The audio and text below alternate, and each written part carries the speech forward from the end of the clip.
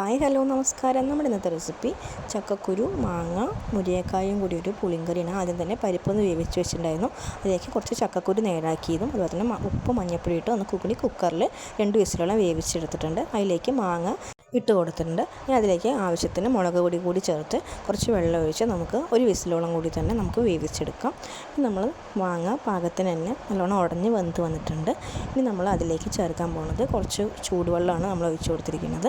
ചൂടുവെള്ളം ഒഴിച്ച് കൊടുത്ത ശേഷം നമുക്ക് ഇളക്കി യോജിപ്പിച്ചെടുത്ത ശേഷം അതിലേക്ക് നമ്മൾ മുരിങ്ങക്കായ നേരാക്കി എടുത്തത് കൂടി നമുക്ക് അതിലേക്ക് ചേർത്ത് കൊടുക്കാം. കൂടെ 2 പച്ചമുളക് കൂടി നമ്മൾ ഇട്ട് കൊടുത്തിട്ടുണ്ട്.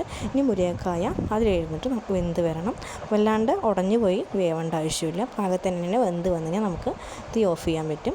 അങ്ങനെ നമ്മൾ മുരിങ്ങക്കായ നമ്മുടെ പാകത്തിന് തന്നെ വെന്ത് വന്നുകൊണ്ട് നമുക്ക് അതിലേക്ക് വേണമെങ്കിൽ ഈ സമയത്ത് അരപ്പ് ഒഴിക്കാം. തേങ്ങയും ജീരകവും കൂടി അരച്ചൊഴിക്കാം. പക്ഷെ ഞാനിപ്പോൾ ഒഴിച്ചിട്ടില്ല, കാരണം നമുക്ക് അത്യാവശ്യത്തിന് തന്നെ കൂട്ടാൻ നല്ല കൊഴുപ്പുണ്ടായിരുന്നു.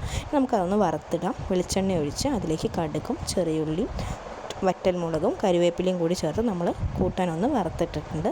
നല്ലൊരു ഈസി ആൻഡ് സിമ്പിൾ പുളിങ്കറി റെസിപ്പിയാണ്. വീഡിയോ ഇഷ്ടമായെങ്കിൽ ലൈക്ക് ചെയ്യുക, ഷെയർ ചെയ്യുക, ചാനൽ സബ്സ്ക്രൈബ് ചെയ്യുക. താങ്ക്